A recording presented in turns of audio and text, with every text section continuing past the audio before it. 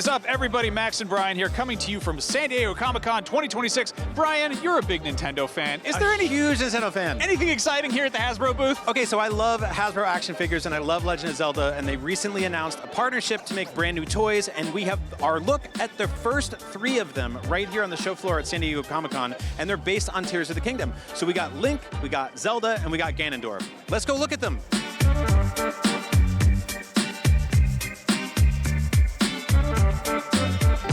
All right, let's start with the obvious. Tell me about Link. Here's our hero Link, priced at $27.99. He comes complete with his Hylian shield, Master Sword, alternate zone eye power hand, and a soft cloth cape. He's got over 20 points of articulation, so feel free to grab him and test his ascend ability through your kitchen table.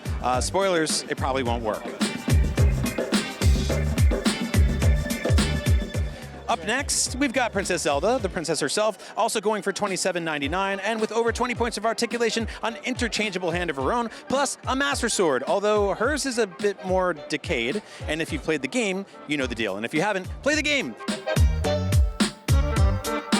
And finally, we got Ganondorf coming in at a mighty 7.5 inches and a mighty $42.99 price tag to match. He's easily the biggest and most formidable of the bunch and comes with a scabbard, a gloom sword, and of course an interchangeable right hand of his own. And he looks absolutely awesome. Look at how powerful this guy is. I love him. So we're both big-time Hasbro collectors because, you know, the Star Wars Black Series, Marvel Legends, this is the same kind of basic anatomy of those. G.I. Joe Classified, you know, it's really great 6-inch figures, tons of articulation. And Zelda has a pretty big, deep bench of characters they could pull from. Who would you like to see the most, aside from Ocarina and the live-action stuff, which seem almost like the safest bets? What's some like pie-in-the-sky things you'd love to see? So a thing I really love about Hasbro is that when they get a license, they really dive in and they start doing tons of deep-cut characters, and their booth this year is a giant celebration of that. There's tons of Marvel Legends, there's Star Wars Black Series, there's Ghostbusters toys everywhere, so it's just got me really excited to see a Goron. I want a 7.5-inch Goron. I know that's a weird phrase. Don't we all?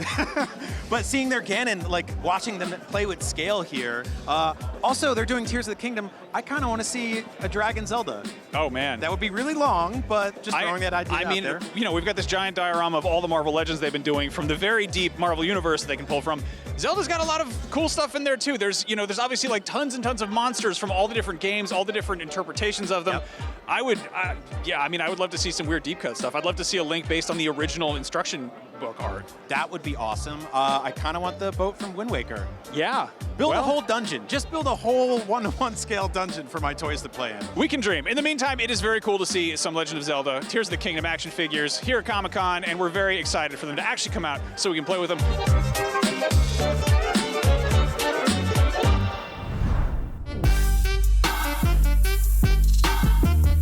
We're at the LEGO booth. We have had LEGO video games for a very long time, but in recent years, we've been getting more and more video game LEGO sets. Yes, there's some really cool ones this year at their booth. Predominantly Pokemon. So much Pokemon. It's incredibly exciting. Plus some classics like Zelda and Mario Kart, but my favorite this year is the brand new, newly revealed Donkey Kong arcade set. Let's go check it all out.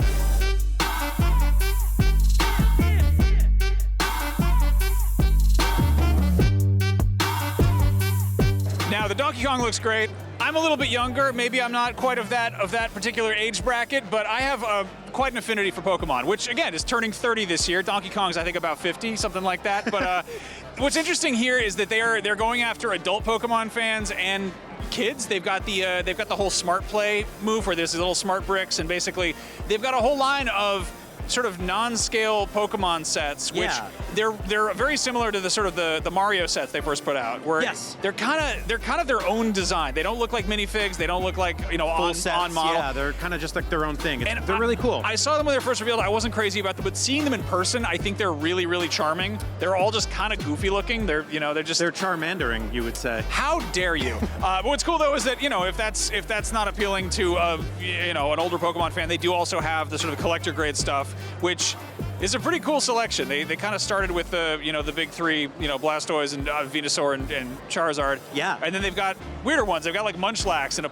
pile of trash, and they've got like the whole Pokeball playset you open up, and it's got red and green inside dueling. And those are the big multi-$100, 18 and up grown-up sets. I really love that one specifically because it reminds me of like Mighty Max, Polly Pocket, the old like sort of toys that opened up into an entire playset. And seeing minifigs in that scale is really cool. And you pointed out something interesting. It'd be impossible for them to make a tiny minifig of every single Pokemon ever. So they're being pretty selective and they're being pretty playful with which ones they do in which scale, which I think makes a lot of sense. And it also just makes me want to get a bunch of them for my kid. Yeah, it's cool. I like that they are, you know, they've got a very deep bench of things they can make Lego sets of. But yeah, it's funny they've got this sort of, you know, they got build yourself an Eevee, build yourself a Pikachu, and then they've got the smaller ones, right? They've got the smart bricks, and then they do actually have, you know, custom elements of Pikachu and Eevee. And I feel like if they continue doing this theme, we're going to see more and more, you know, specific, unique, bespoke Pokemon turned into Lego pieces. But yes. I feel like they're going to be very specific about which ones they go with. And I'm curious to see where that goes. But in the meantime, they're having fun with it, and it's fun to see. And yeah. Now, what video game franchise should Lego do next? I don't know. I'm still stuck on the Donkey Kong arcade cabinet because it is one of my favorite things they've done in a while. They started off a couple years ago with the Lego NES set, which was amazing, and it had cartridges you could pop in. Last year, they had the Game Boy, which is just incredible with, you know, once again, swappable cartridges and stuff like that. They've done Legend of Zelda and stuff, but this Donkey Kong set's really interesting because it's effectively the front of arcade cabinet with the marquee art on top. It's $200, which is, you know, it's cheaper than a Donkey Kong machine. Definitely, that's for sure, and less maintenance. But it's really cool because it's got interactive elements like a joystick and a barrel button, and you can feed barrels into the side of it, press jump, and Jumpman, aka Super Mario himself, which I also found out used to be called Mr. Video Game, jumps over them. So I haven't seen how it works exactly, but I can't wait to find out more about this thing. But to answer your question, I want smaller Donkey Kong figures. That's where you're going with this? Yeah. I was going to be like, well, they make a bunch of little elements of like blunderbusses and swords and tri-corner hats and skeletons and things like that. It would be cool to have Bloodborne Lego. We're never going to get it, but one thing that is kind of interesting is there was a Lego Ideas submission about 10 years ago of an X-Files set, which is a huge fan favorite. It took off, it blew up. I think like David Duchovny and Gillian Anderson both like tweeted it out. They were like, this is cool. Yep. Lego was like, I don't know, X-Files is kind of mature, kind of gritty. It's not really our thing. 10 years later, they're making the set. They got a Fluke Man minifig. Which is so cool. It's disgusting, and I love that they're doing that. And it also, like, again, you've got $300 Lego sets that are clearly aiming at a mature audience. Like, maybe they'll loosen up. Maybe we'll get, I don't know, probably not, you know, Bloodborne, but like, it'd be cool to get like some Skyrim Lego set, something like that. Yeah, I'll take Metroid. I'll take anything cool. Metroid. Yeah. Anyway, there's tons of cool stuff here at Comic-Con, so keep an eye out. We got lots more coming out soon here on IGN. Watch your feet. Don't step on the bricks on the ground.